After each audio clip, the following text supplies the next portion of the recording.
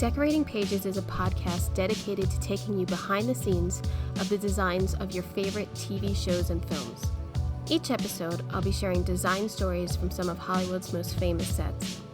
Interviews from set decorators, production designers, directors, and actors about creating the look of TV and film, about their design inspirations, and stories that take sets from page to screen.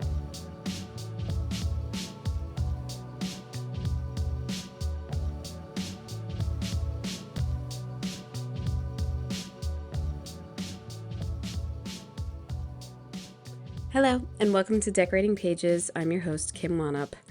How's it going? Another podcast this week. I mean, it must be Christmas time. It must be a special gift. Just kidding. Two this week because in this episode, I speak with production designer Trevor Smith, who is on Fargo. And I was able to watch a couple episodes in advance, and then we talked about it, so I had to wait till I aired this, and since it's on Tuesdays, why not give a special episode on a Tuesday? Really interesting to talk to him about this season of Fargo and all that they did to kind of throwback to the film. And I mean, even watching it before I spoke to him, I could kind of see little references and everything, which I loved. I really like the series. I like that every season is different and a different take on a quirky take, I would say, on these stories. I just really like the series, and the acting is always really well done. John Hamm. I mean, there's an ass shot of John Hamm. So what else do you want? Get watching it. It's really good. It's on FX. Speaking of watching, what else is Wanup watching? Well, since, I had my episode yesterday, told you a bit of what I'm watching. I did watch that movie, is it Dumb Money? God, now I'm forgetting. Dumb Money, yes. I thought it was really good. It's about the GameStop stock scandal, I should say.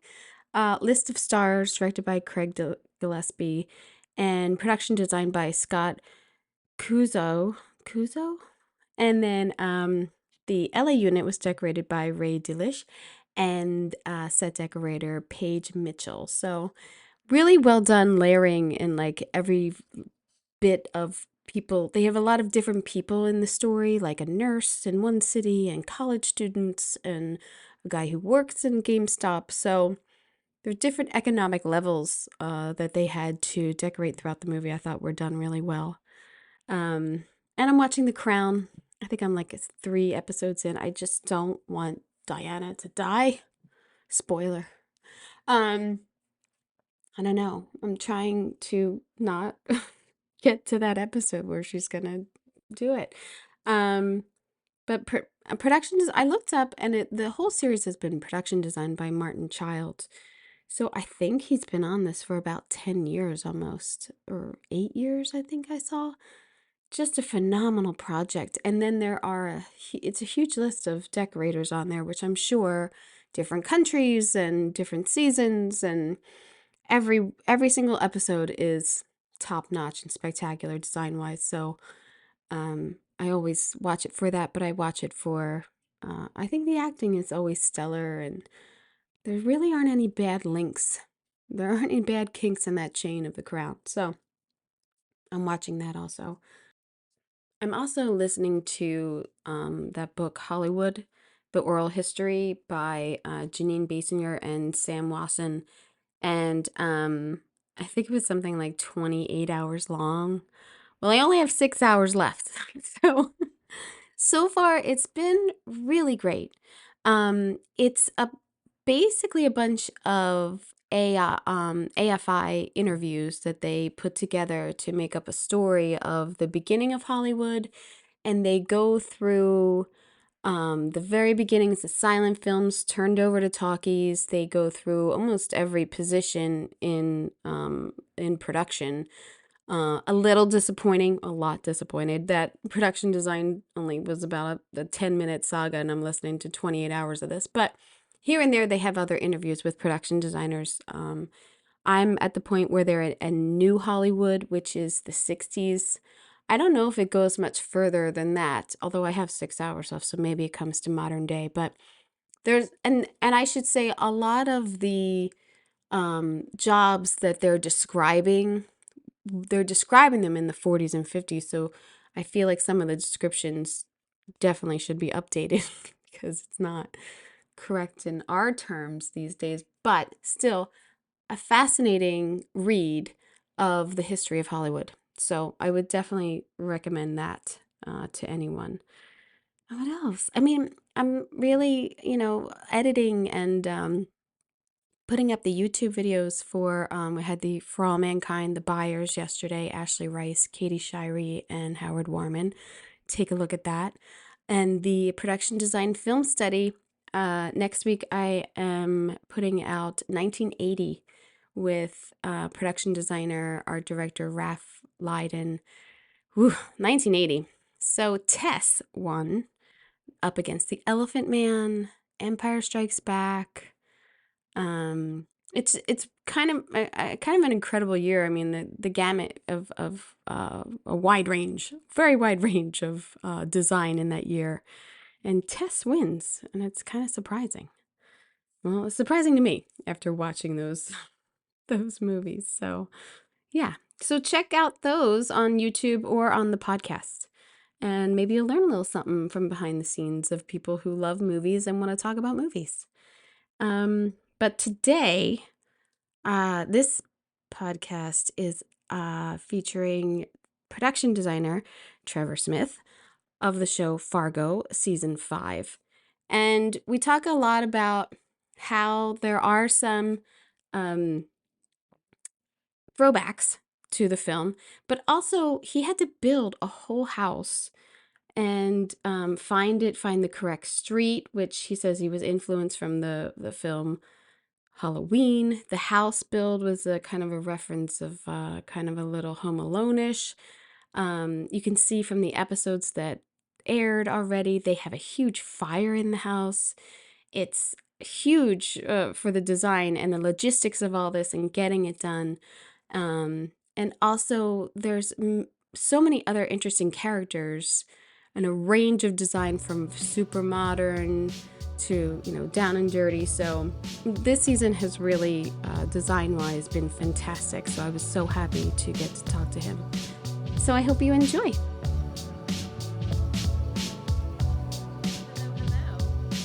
Hi, good morning. Hi, good morning. How are you? I'm well, thank you. Yourself? I'm good. You have a very picturesque window back there. Where are you? I live outside of Calgary in a place called Bragg Creek. Wow, look at that view. Yeah, so we're right up against the provincial park. So I've got the Elbow River behind us and the mountains are that way. Wow, that's a nice getaway from from all of the craziness, I bet. Indeed. And what a great day. I mean, of all days to put this strike behind us today. So I know. Sun is shining in LA. It's like it's nice day, no foggy morning. Like, I don't know, it's nice. yeah. It's such a relief, man. It's such Oh my a gosh. relief. I can't even. I mean, for myself, it's just the way the season timed out. Yeah. Fargo was my last show, and I'd always sort of by design intended to take a little bit of time off. Yeah, me too. But I haven't worked since April 6th, so I hadn't worked since February. oh God, I was like, oh, they're not gonna go on strike, and I need let me take a month or so off and whatever. And then it was like nothing, and then I did like a little commercial, and then I was like, ah. And then a show came up like 2 weeks before the writers were gonna strike, and I was like, I'm taking it, whatever it is, I'm taking it. So really, it's just been nothing. But I'm very lucky. As soon as the writers were done, my show came back up. So I have been working like the last 3 weeks. So that's great to hear. Yeah. Excellent. And I think slowly little like half-hour shows and such have been starting up their art departments, because I mean, eventually it would have ended. Indeed. Eventually somebody would have said, okay, I don't know. You have to. It's negotiating. It's not just demands. So, Indeed.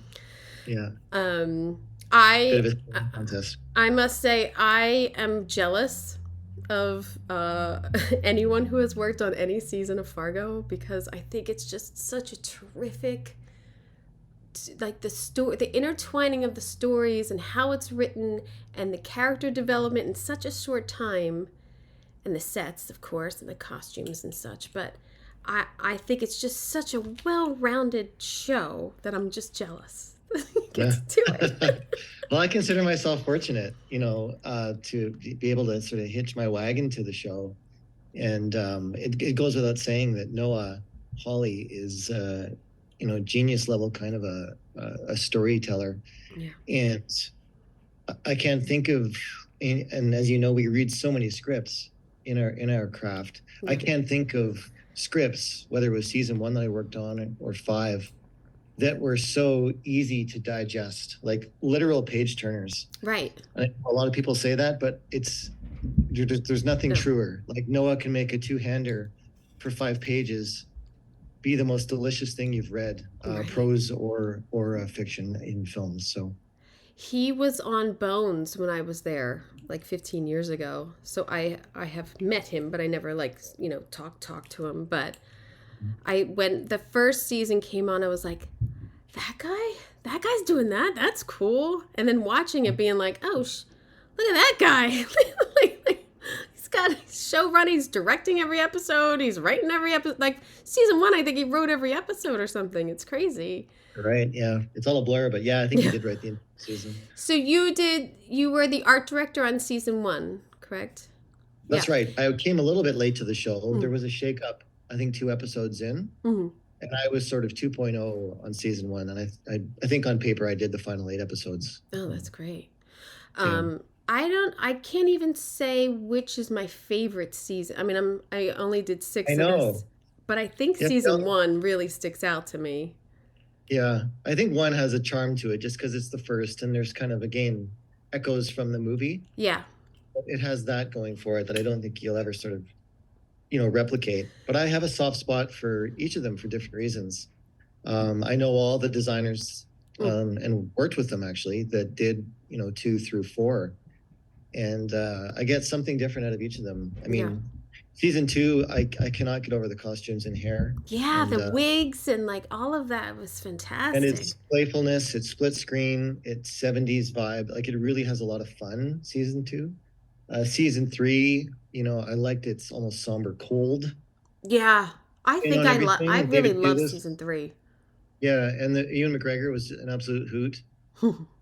And in 4, with Warren coming back, the period again goes without saying, but again the costumes for me, like drool level wardrobe, and its sense of period and play with color was the most playful season I think of Fargo in terms of stepping out of the aesthetic that we sort of imagine when we think of the Enterprise. Yeah, I was wondering, are there things that by season 5 you still draw from the film? Definitely. In I think design, more than in design. Yeah. Yeah. Yes, without a heap of plot spoiling, the 5th installment is almost a throwback or revisit of the movie. Yeah. It explores a lot of plot devices and themes and milieu that inevitably forced us to look back, both to season 1 of the series and the movie itself from the Coen brothers. So yes, tons of direct reference, truthfully. I was wondering too. To me, it replicated in their house. The staircase is like in the middle of the floor plan of the first floor, and to me, that like brought me back right away to the film and thinking. Yeah, and the patio doors, like when she's sitting there, she's knitting, and I think in the first one, I don't know if she's knitting in the first one too. She is, right? Yeah. And what we did was we inverted the sweater that Juno was wearing. Is a recolored version of the one from the movie. Oh my God, that's great. It's sort of knitting. There's lots of great echoes by design. And yeah, I rewatched the movie shot by shot to try to rebuild the house in my mind architecturally through the edits. And it's tricky because I think there's some cheats in it, of course. But we for real, use that as a blueprint. Oh, that's great. For echoing the movie. and then just went our own separate direction based on all the action, because there's a ton of it that had Yes. to happen in the house. So the house is a build, but I was wondering with is the neighborhood a backlot or is that a real neighborhood? It's a real It neighborhood. is. I Wow. mean, it was like truly a needle in a haystack enterprise to try and find this thing, but Right. given what happens to the house, through the first 4 episodes, Yeah. and knowing all the action and interrelationship to the exterior street and Halloween that mattered, I thought it was integral that this house, we could be rough and tumble with it, but that it coexists on a really dynamic street. So we drove around Calgary for weeks and weeks, myself and scouts, and one of the scouts found this vacant lot in a really great riverside, mature neighborhood in Calgary, down by the water, that had this great canopy of elms and poplar over top of the street, and like literally a vacant lot that was designated for development, with craftsman homes on either side, and everything else integral and to a certain extent sort of lived in. So we managed to make a deal that we could build a house Oh, temporarily on a wow. vacant lot, keeping all the giant trees around it, entirely nest and enmeshed in this neighborhood, and took over the whole street for Halloween. Oh And my God. That's yeah, and then of fantastic. course we matched that house in studio, all 3 stories, the basement, the main floor, and the second story, for all the delicate work that had to happen in the studio. But we built a facsimile of the main floor and bits and bobs of the second story to do some of the in and outs for windows. Oh my God, that's And fantastic. yeah, so it was a huge sales job on my part Well, yeah. to convince them that we did, there's always this temptation to blow all the money and all your ideas in the first few episodes to hook the audience, but Yeah. it's just the way the series this year was written, that Dot and Wayne's house mattered so much that there was, in my opinion, no way around it. As like, we have to have this interrelationship with this house to the street and vice versa Well, to it's a really pull this character. off. It becomes a character because it Yeah. becomes her sort of companion or her, she's defending herself, she's defending her family in, I believe it was episode 4. Yeah. And I would think reading that script and seeing, like, first of all, anytime there's a montage, I want to kill myself. Mhm. Because I know that's a lot of shots that are going to be so quick, and it's going to be a lot of prep, and it's going to be a lot of props and us just Oh like gosh. going Yeah. at it. But then to read, like, okay, she set up this trap. They walk through here. It's dark, or you're playing with the lighting of the house a lot. You're playing with the shadows. You're playing with the viewer's mind of where these people are going down this hallway, or they're looking up to the attic, things like that. And it's such an opportunity for set dressing and art department to shine, really, because we're just adapting what we have made into something else and making it part of the story, which I love. Mm-hmm. Yeah. Yeah, it was a monumental task, actually, sort of getting the flow of that house Yeah. right, because it had to house 2 epic kidnapping scenes. Yeah. And then I'm not sure when this episode between us is going to air, I was gonna but wait. I was gonna wait till after episode 4. great. So then I can say, Yeah. and there's the element of fire. Yeah. Never mind all the violence that ensues. So I was like, holy smokes, we had so many stunt effects, vis effects components through these 2 really highly choreographed sequences at night that had relationships to the outdoors, meetings upon meetings to get it right. And as any designer knows, for me anyways, the hardest part, you can design rooms and flow all you want, but the death knell of a house design is always the stairs. Yeah. And how you connect the stories together, and God forbid if somebody falls down them. So that's what we had as well. So Yeah. I mean, 2 or 3 times people fall down those stairs. yeah. And it's stunts, it's special effects, it's with you have fire, it's special effects, like it's every wardrobe, things are getting on fire, curtains are on fire, they're set dressing, like that episode was so collaborative to get that like that whole like 6 minute scene. I think it is like that one segment together. It's like that was a lot. Like watching it, I just feel like, ooh, that was a lot of meetings. But it looks It great, was. and There's no denying it. I mean, we talked that thing to death and and went through many iterations. yeah, because And what? from a creative standpoint, it took a long time actually to figure out Oh yeah, who Dot and Wayne were. As storytelling is in the walls and the decor too. And it took a while in our special Fargo way to figure out who this wacky couple is and how to suggest Dot's duplicity and sort of absence of a personality while still making the home feel lived in and all the yeah. things that you expect. So, Well, you have that fantastic wallpaper in her bathroom with the tiger in the jungle, which mhm, is a real like because they keep referring to her as the tiger, and her last name is Lion. Like mhm, it's very visual. There's in the scenes in the bathroom of like she was trying to peek out or she was trying to like mhm, there's something in her trying to tell people who she really is, but being so mhm. restrained. So I thought that was a Yeah. fantastic little like Easter egg.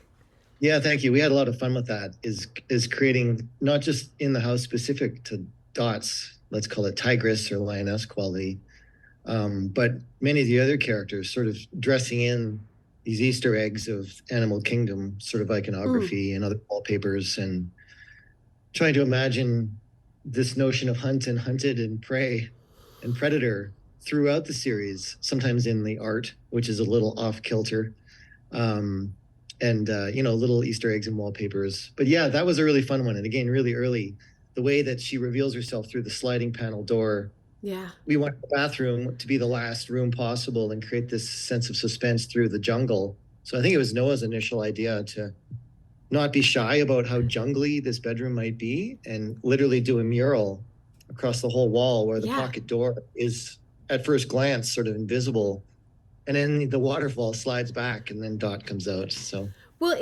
it took me out of it a little bit because then I was investigating what the mural was and what the wallpaper is. But it's also like because I've watched more and the relationship of the husband and wife is so awkward.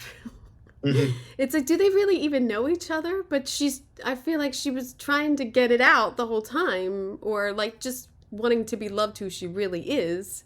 Mhm. So I love that. And your decorator is Amber Humphreys. Is that correct? That's right. Yeah. Fantastic job on the house. I mean, the intricate little details, even the bathroom is so well done too. Like, so lived in. Um, the girls' room, the kitchen, like there's sometimes even as a decorator I think like did they now I know it's not true, but did they just roll up to a house and shoot it? Like that's how great it looked. And I Oh, also thank think you. the lighting helps it too. The very fantastic fixtures Yeah. in the house too. Always. Yeah. I'm one of my sort of obsessions with when I collaborate with Set Deck, and I work a lot with Amber, is lighting. Yeah. I'm a big cinephile, and practicals are everything, especially with the fast chips and cinematography as it is now. Yeah. You know, they expect so much, DPs do now, for our house and our spaces to do the work. Yeah, To it's us. It's us now. Yeah, so without, and we always run the risk sometimes of being a lamp store if you're not careful. But if there's I hate so that. much fun we can have strategically playing with fixtures, and that was a really fun journey as well. But yeah, Fargo, as you know, kind of has this strange. It's a delicate line we have to walk between realistic, that is naturalism, which is what we all strive for, Yeah. and a sense of peculiarity. I think there were many times when Dana and Noah would actually take items out. So we'd sort of build a realistic room. And then the more we worked together, I got used to this idea that it's more about one or two signature items. And Mhm. one of them usually feels a little wacky or Right. disturbing or not quite right. Right. And like an element of pruning, if you will, to get to the essential pieces Mhm. and make that do a lot of the work visually for us and sort of destabilize the scene and keep it in that sort of wacky not quite right Fargo universe a little bit too. Well, I would have to say, I think your wackiest thing is the gigantic painting in Mrs. Lyon's office that just says no, Yeah. like that, because Well, the the interesting thing about, the word N and O with the lowercase O is that it also can suggest numbers or a number. Mm, So it's got that double effect of somebody that's a billionaire and makes their living on the backs of people's debt, that mm. it could also read as number. Oh yeah, Um, and like some sort of categorization of costs and balance sheets. So yeah, no, that was another bold choice. Um, because it's red. It's and yeah, the rest yeah, of it's a just stark white office with a gorgeous black mirrored desk, and the legs of that desk are fantastic. Like the whole room mhm. is off. It's a build. Is that a build or is that a location? It's a location It's with a the full location. build inside of it. So Yeah. we were on Oh like wow. I think the 38th floor of a vacated oil and gas building downtown, and it was down to the cement and all Oh the wow. Oh wow. Because it's with got weird like wood raw. angles, which makes you Yeah, uncomfortable, which I I know it's like. very dynamic. It's Yeah. essentially a triangle, and what I really liked about it was it had really great window vistas on both sides, but it had this triangulated forced perspective towards Lorraine's desk, Mm-hmm. where it's almost like going in there, you're getting called to the principal's Principles. office, Yeah. and it's got a punitive quality sitting in there where there's no getting away from Lorraine. So I really like She's that. she's fantastic, and what a spectacular character to decorate and design for her. And then I'm sure once we do so much, but then when the actor gets in there, that accent that she has and her inflection and everything is so awkward that it's such Mhm. a fantastic character. Yeah, Really, it's super jarring, frankly. yeah, It's one it's weird. of those what was that sort of moments where, and I think we all sort of channel our Jennifer Jason Lee memories too. So it's a little bit, Oh I yeah, couldn't hear a little bit of Hudsucker Proxy in there. And I was like, what the hell is going on here? And I I think just that's think maybe part of the, single white female. yeah, that's again part of the peculiarity of the show, and that it can allow these characters to be so rich and odd at the same time. Did you know that she was gonna be like that from reading it?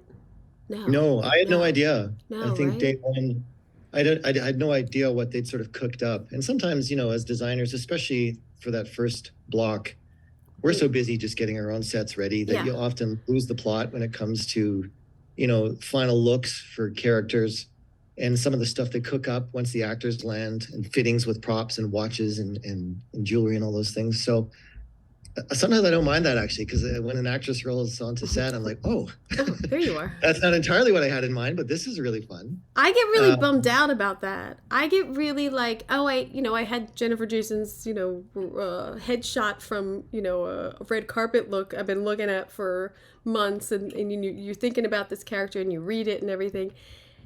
And I only say this because I worked on For All Mankind, and we had a screening of our first episode, and you do the howl, you do this whole character, and then I watched dailies and everything, but then when I saw it all together, I was like, damn, I would have went this way just a little bit more if I had. Maybe they could just act for us a little first. of and then, course, then we and can do nothing it. works better when there's a synergy between all the departments. We Yeah. know that. So, but I think that Lorraine worked well, Yeah. um, and then of course her house Her was no mansion. small matter. Oh my god. We That. this season was shot in Calgary, Mm. and we're a strange place, like as far as millionaires go. Like Mm-hmm. we don't have what I would call mansions in the sense of the word that I think that a lot of people imagine. So finding Lorraine's, estate was really tricky actually, because Calgarians with money usually just have big, tasteless Like houses. McMansions, like that. Yeah, and Yeah. so to get something that actually said something Yeah. She was had really, really, taste and style and yeah, like really old money. hard. Yeah. Exactly. So that was really tricky. So it was down to the wire. We had some options that came and options that went. And, the scripts weren't entirely completed to the end of the season. So we had to sort of imagine what this house might need later. Yeah.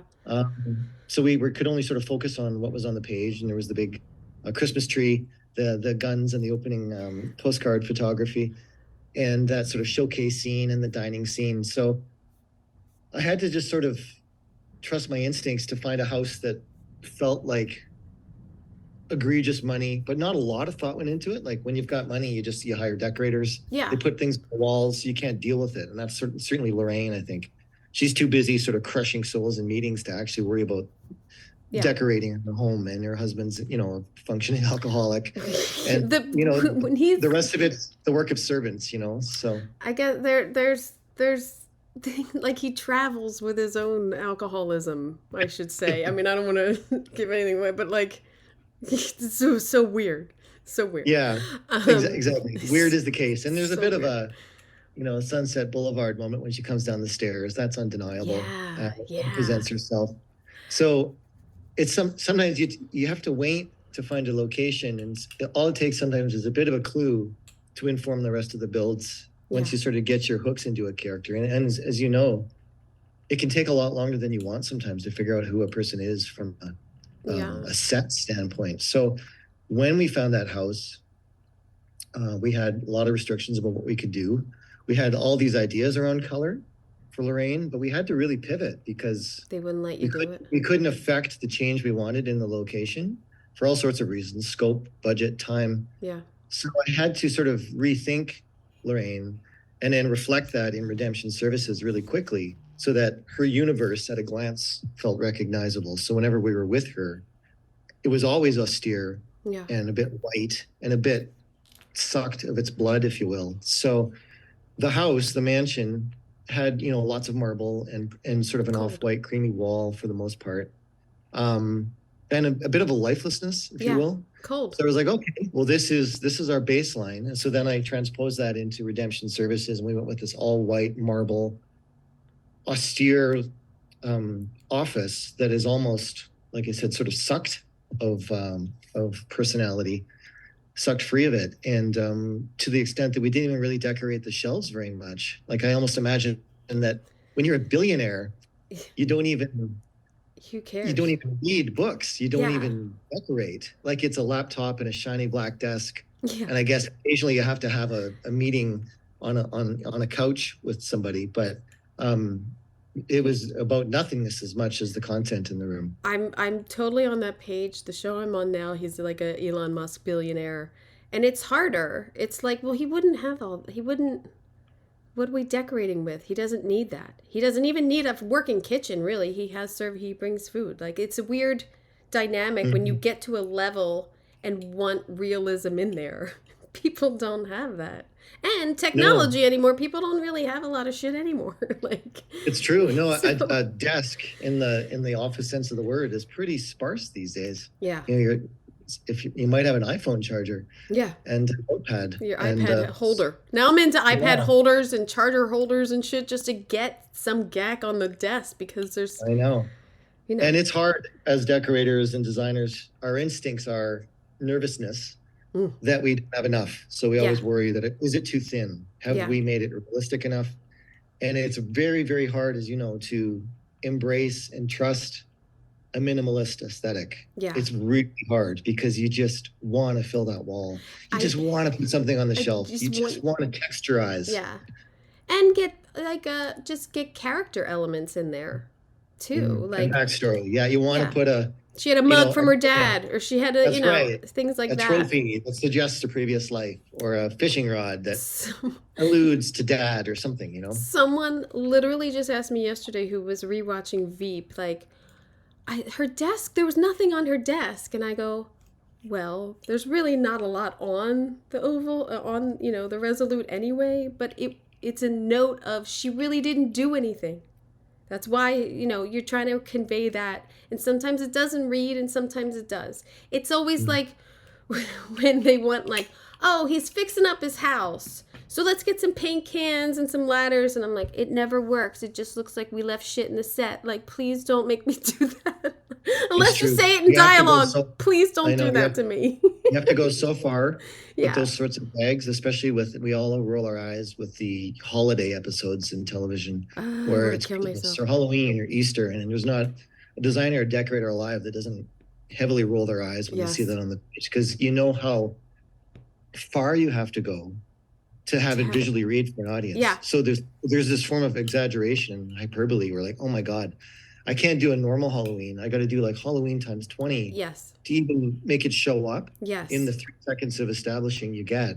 Never mind in, the close-ups and all the coverage that's to follow. Yeah. I mean, So I feel the pain doing a block long. I've done blocks of holidays, of Halloween, of Christmas, and it's like, how many string lights do I have to get? You want more string lights? Like yeah. yeah.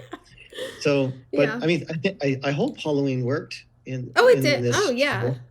And I think it's what worked most for me was the street itself. Again, back to the Lion House and the Yeah. scudding it took to find it. For me, the trees were integral. It had a little bit of Home Alone in it, Yeah. and a little bit of John Carpenter's Halloween in it too. And Yeah. I can't deny that I thought about that a lot. Yeah. That street and how those mature trees and those rather banal but slightly vintage homes created a Pleasantville kind of quality, and that's what I was after in this Scandia, Minnesota thing for the Lion House. We didn't know it, I don't think, until we really looked at all of the first 4 episodes together, how much of a horror movie we were kind of making too. Yeah. Just the amount of darkness, and those sets were uncomfortably dark for me. I'm not gonna lie, like color The was quite a convenience journey. store, the convenience store is completely dark. I Mm, mean, that's a big scene too. And yeah.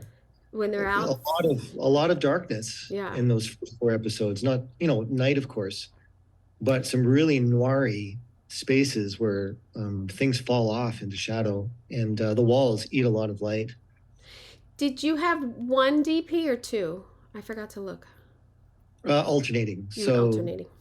yeah, we went back and forth with directors and DPs. And that's always fun too, because one guy likes lights and one guy doesn't, and this. Oh my gosh, But they're yeah, all great. But it's like, it's Walter's episode, or like it's yeah, Johnny's I know. episode. Like, But I think generally speaking, the block one heavies set the rules of the road for a yes, show for the usually, most yeah, part. yeah, But let's not deny the fact that every director and DP to follow desperately wants to put their own sort of spin and voice into the conversation. So that's one of the many balancing acts of design is yeah. protecting the mothership of ideas and holding steady in the whole visual rule set, while also indulging and helping chase really fun ideas that new creatives have. In episode 3, in Roy Tillman's house and his bedroom is like, what was that? Was like was that a deep purple or a deep red? Yeah. It was It was like a so really dark. rich. I thought to myself, oh, I bet that was a discussion with the DP, like how dark he made it, which was great. Yes. Yeah. And that bedroom came late in the shoot, but got moved up in the cut. Tillman's interior was an integral 2-story build because the stairs, again, mattered there for a singular shot. Yeah. And we had to, frankly, contain it as a 2-story build, which I like, actually. There's always the movie magic of splitting stories in a house, but I really like building the whole whopper and kind of making the crew go up the stairs. No, that's what I was going to say. You do, but the crew doesn't. But yeah, it looks great. Yeah. But basically, yeah, so we built just enough on the second story to satisfy every script as we went. And as the season developed, of course, we built out everybody's bedrooms, the twins. The twins' bedroom's fantastic. Their kitchen is fantastically decorated, I must say. I loved all those open shelves. We had fun. Yeah. And he's so good. Roy's master bedroom was the last piece to fall, truthfully. And then, that was by design, almost like a little bit frozen in time. Like, it's his parents' house. So there's not even a redecoration. Like, he switches wives, but doesn't even switch dressers or beds, right? So something kind of gross about that.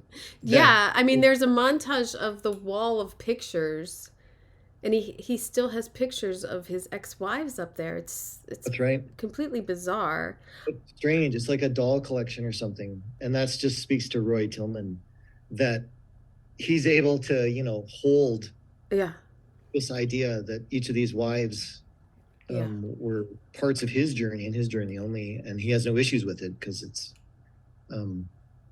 It's Roy's way or the highway, truly. I really do love too that the rooms aren't too big, which made Hmm. it feel like, oh, this is a real house on location. Like that bedroom's not too big. The girls' room isn't big, and you've got, I believe Hmm. you have the pivoted walls and like the slant. Yeah. Yeah, Yeah. And it's I would fantastic argue that, design. yeah, thank you. And I like that. And that's, as we know, as designers and decorators, an endless challenge to know how much exaggeration is allowable Yeah, to fit a camera, or if you're not welding walls.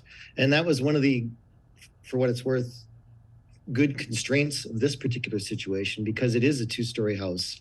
yeah. We didn't have a wealth of room to spread out and cantilever over our main floor. Mm, So I was sort of constrained, if you will, to um, respect the footprint of the main floor and literally build a and love it. house almost to scale, from the one on location. So I those love it. bedrooms are small out of necessity, but I think it works because you don't lose sight of the fact that this house was built in the 20s, and Yeah, farmhouses are modest in scope, and people had, one pair of pants and two shirts, and closets were that's shared, just and you had small. one dresser if you were lucky between you. So And then the connection with the hot tub and the barn, that, I mean, that comes into play and everything. But that hot tub is like, oh, cowboy what a hot tub. scene. Like, What a scene though, right? I it's really love. that scene is fantastic.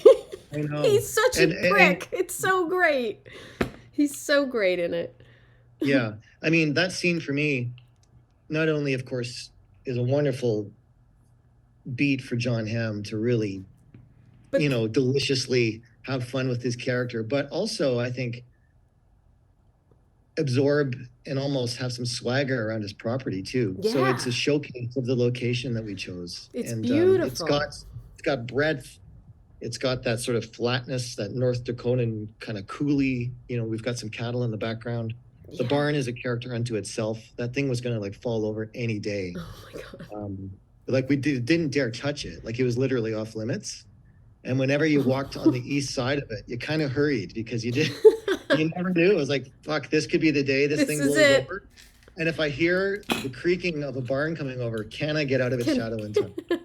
So we actually, out of fear of that, knowing how long the season was, we adored the barn, couldn't dare touch it, but LiDAR scanned it just in case it actually blew over that year. Oh So wow. we scanned the whole thing in case, God forbid, we had to visually put Did it you put in it for the back? remainder of the season. That's nuts. Well, the it's so symbolic how the hot tub is like his throne, like looking over his land, and it's a really great scene.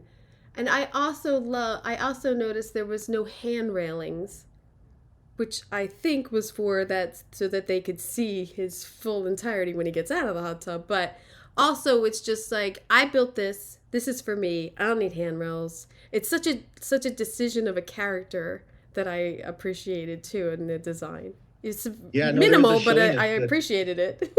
Yeah, almost like a stage. Like there was a Yeah, showiness to it where Roy Tillman, I'm surprised he even put a towel on. Like yeah, he seems like yeah. the Well, kind it of was guy his that own would, towel.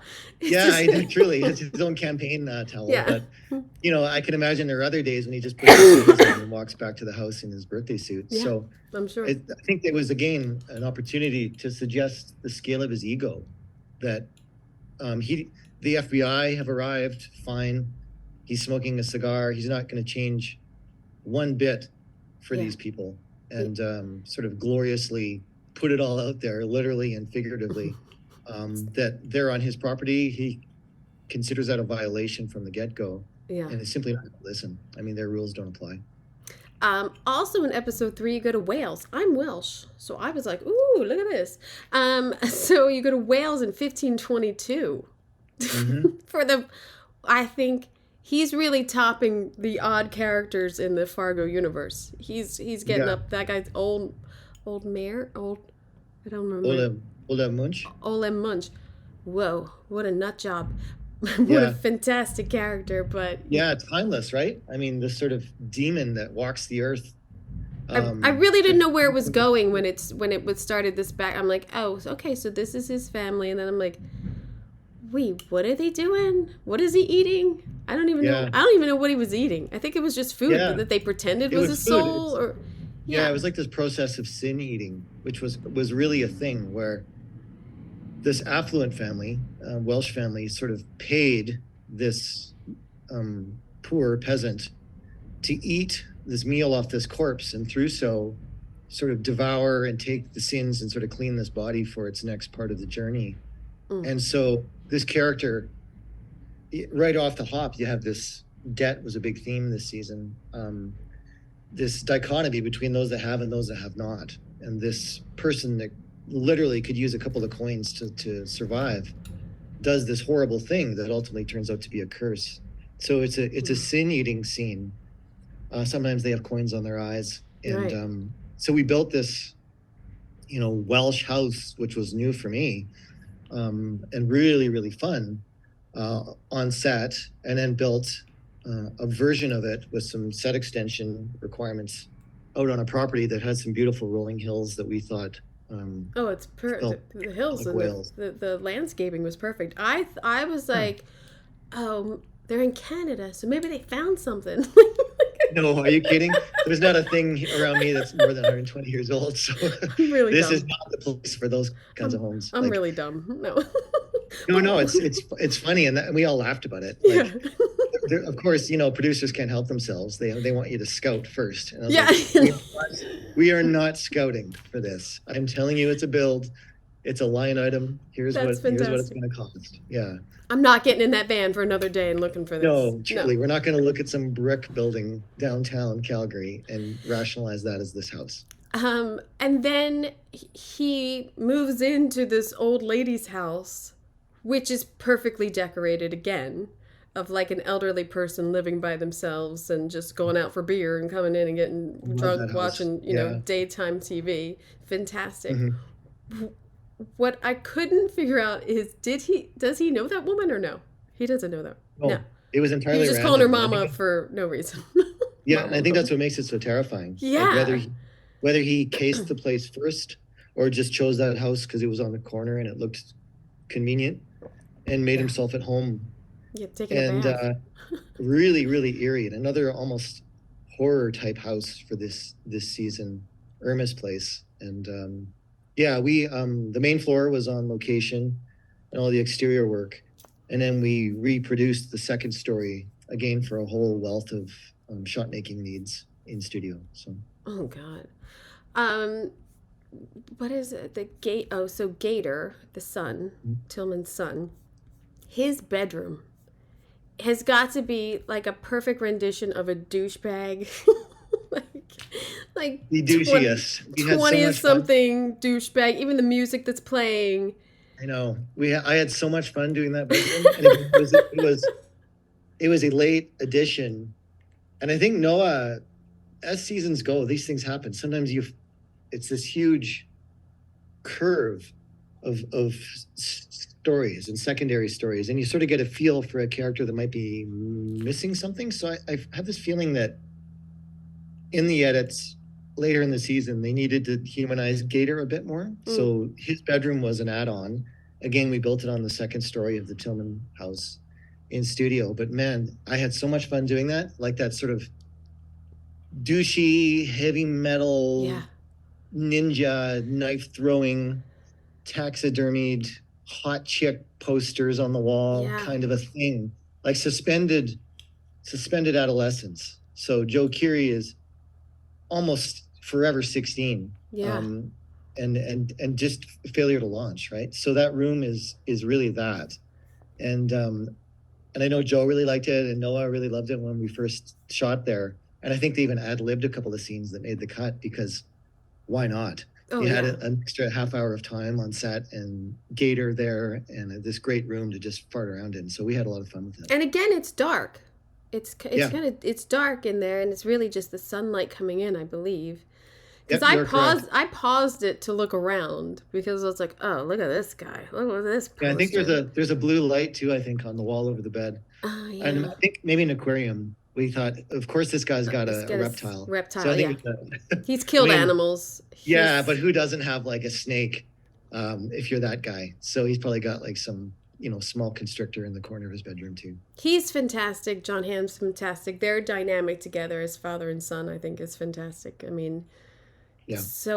Everyone's so well played in this. I'm just Yeah. like, And I think Joe really got it. I think he actually understood what show he was in and rode that Fargo line between um, comedy and pathos and an element of caricature without yeah. exaggeration. So it's a tricky walk, I bet, for an actor in this show.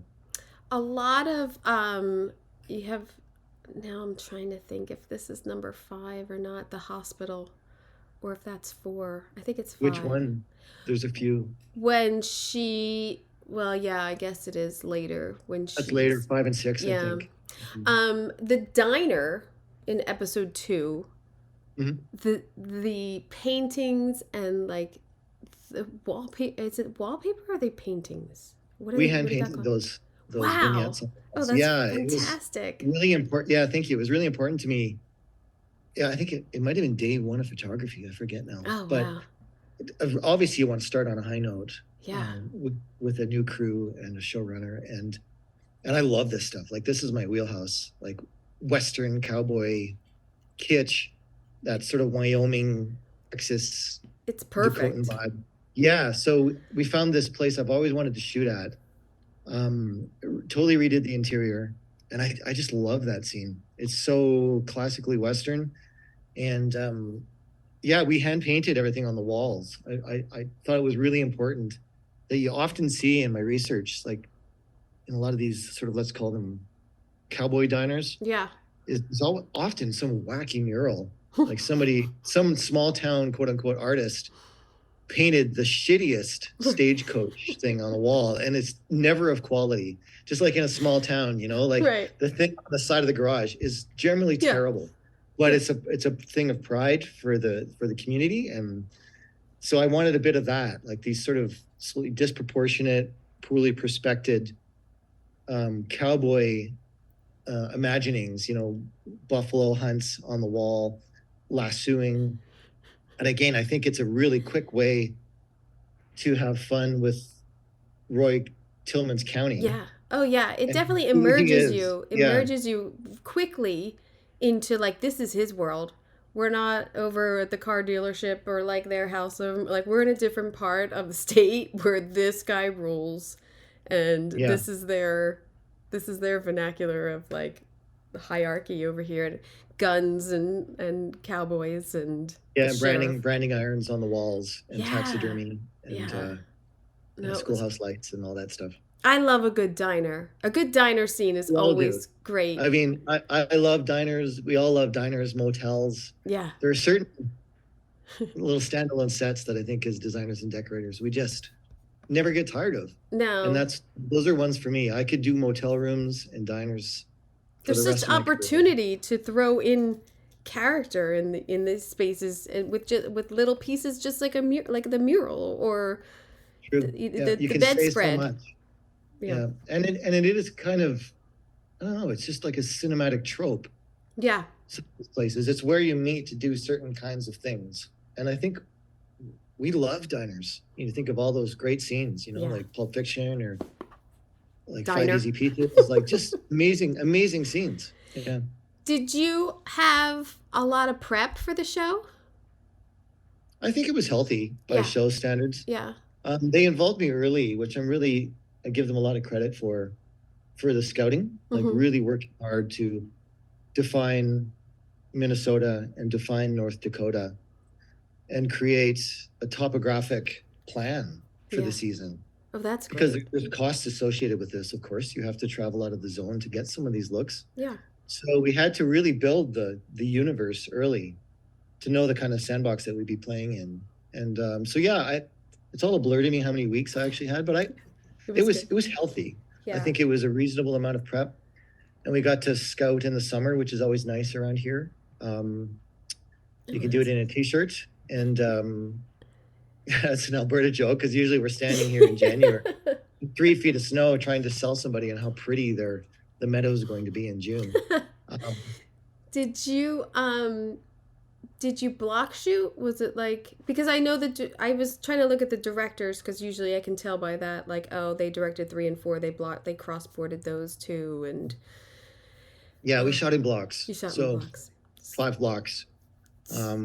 Which But again, in the edit, as I look back on the 10 episodes, there's always some the play crossover. in terms of scenes jumping way forward or way back Yeah. in the overall arc of the season.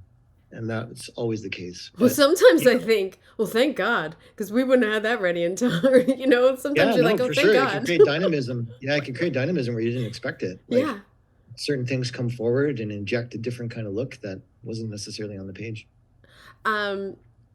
Did you have any other locations like out like in the States, or did they travel? They didn't, it was just in Alberta.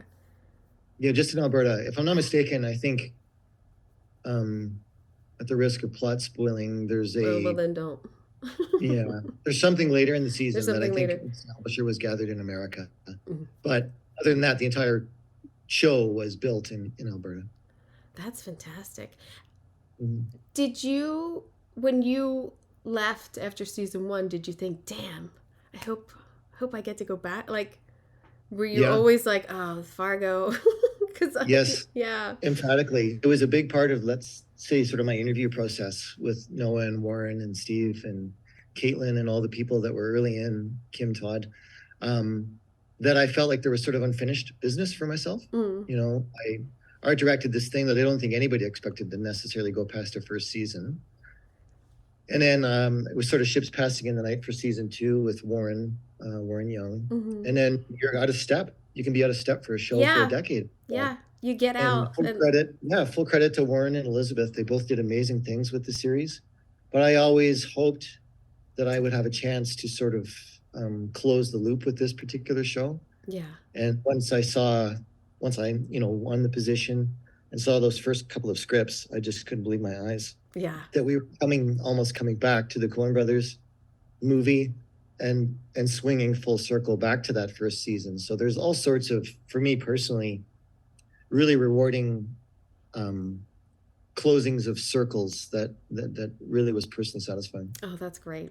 Because there is a thing of like, oh, I wish I could have stayed on that, but a lot of times you have to move on, or opportunities come up you have to take. Like, we're in a business where you gotta move.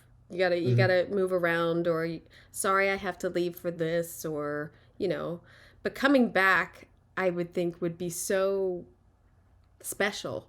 Like, I've never gone back to a show, but I can imagine, like, if going back to that would be so special, because Fargo, I guess, is a little different because it's not the same characters, but the development of those characters over time. That's why I like staying with series over seasons, because of the development of the characters and everything. And it's not completely boring. Like, their house isn't exactly the same as we first met it, things like that. So I can imagine coming back for this and being like, wow, I got a taste of this, and now I get to like really do it. I think that's awesome. Yeah, it was great. And what I like about Fargo is that it really doesn't have seasons as much as years or installments. Yeah. So each one is distinct, both in period and overall location flavor. Well, it's a film. It's a film. Characters are all new. Yeah. Yeah. So it's like a super movie. Yeah, even 10-hour film. Yeah.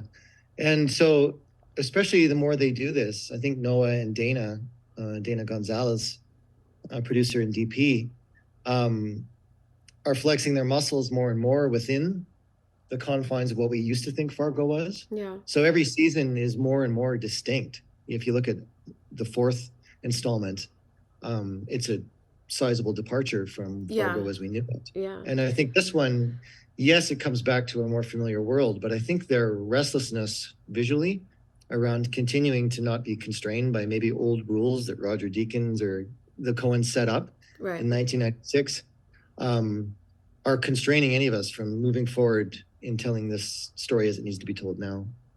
Did you have a favorite set? Good question. I should have had an answer prepared for this. Did you have a set that you hated? That usually comes easier to me. Yeah. I mean, no, I neither. I think if I'm being honest with myself, I think the Tillman Ranch really checks that frontier Western box for me. I It's really am built that beautiful. way. I love the Western as a genre. We do a lot of it here in Calgary, Alberta. And um, I just love when you find topographically a big spread that checks a lot of boxes. And Yeah. it took a long time to find that property and argue for its merits and value. But once we did, I think it lends itself to so many of the big action sequences and says so much so easily and Yes. allows the weather to be an element. And I have a soft spot for that one. Oh, that's I fantastic. think, if I'm being honest with myself. Yeah, it's fantastic because not only did you find a great location, but then the build of it and the interior that you designed is fantastic and clever and character driven. It's great. Yeah, and it grows. So if a set plays through an entire season, Yeah. your relationship to the set grows with it, and the people that live there. So you develop these relationships with the homeowners. Yeah. Um, Yeah. you know where every little board and windmill and rusty barrel is on the entire Yeah. section of land, and you develop this sort of special relationship with locations like that because Yeah. you're not just there, you're building a relationship for sometimes 10 months. Yeah. And I find that connection really rewarding for us in the set tech folk. It's weird. It's always weird when we go in and we take everybody's stuff out and then we put our own stuff in and Yeah, just or go in their house and measure everything and yeah. It's change their window treatments and then blow up their yeah, house on the exterior, it's repaint invasive. everything. Oh, I wanted to ask you though about the their house with the fire. Mhm. Was that on this? Did you do the fire at the location, or is that separate and then they like CGI'd it in or something? Was that on the Both, street? You both, yeah. both. And that's why I insisted early on that the Lion House um, be a practical build on location, like that we own it, that we can be rough with it and manipulative and achieve whatever fire effects we might need, even if it's pieces to Yeah. extend virtually, that we have the ability to do practical heavyweight things on location to get all that integrity in frame. But we did both. Then in studio, there was all sorts of fireproofing and safety measures and Mm. controlled shots with VisFX support. So there I was a was hot mix of everything. I was afraid the trees were gonna catch on fire. I was like, uh-oh, Yeah, this it whole was a thing's going concern. up. I mean, Uh-oh. yeah, I mean that canopy of trees we built around those trees. Like we didn't nick a single branch, and the guys, my carpenters, sort of tiptoed around the existing greens on the location, and it was a concern Oh that the yeah, I'm fire sure. had to be managed carefully because we didn't want to burn literally the location. Yeah, But I'm the fire sure. department was totally on board, and if I had my druthers, I would have burned a bit more practically. But It looked these things great. have costs, and I think it all came together in the end. There's something so sad watching someone's home burn. It's so like I don't know, because it's so personal, and I think as decorators, designers, it's so personal. Like that's your home, that's your space. That's like Mhm. so. It's a really great scene. Yeah. Although I find it kind of rewarding. I've had so many fires in my career. Oh, I kind of liken our sets to sandcastles, and sometimes there's mm. something as a designer kind of special about um, building a particular sandcastle and wiping it clean after. It's like a moment in time, and Oh, like watching the 'cause- sets come down. yeah, Oh, or often around here they actually stay, which is kind of lame, if I'm being honest. Like where a lot of us local designers work on each other's sets, and oh, then yeah, all shows don't have all the money in the world, so you wind up revisiting a yeah. lot of places and trying to put your own stamp and bend on it, and that can be a bit underwhelming at times, if I'm being honest. Well, So yeah, there's I get that. something really fun about this is us. We're going to be here for 10 months, and we're either going to Yeah. burn it or take it away at the end. It's very magical. That I agree with that that state of mind because I always love to talk about the lighting and how many DPs they have because you have alternating DPs on a show, but you have to keep that style. And I rarely can you tell if the DPs are I know whose episode it is. It's the bright guy or whatever. Because they are all, in the same tones and you kind of keep together.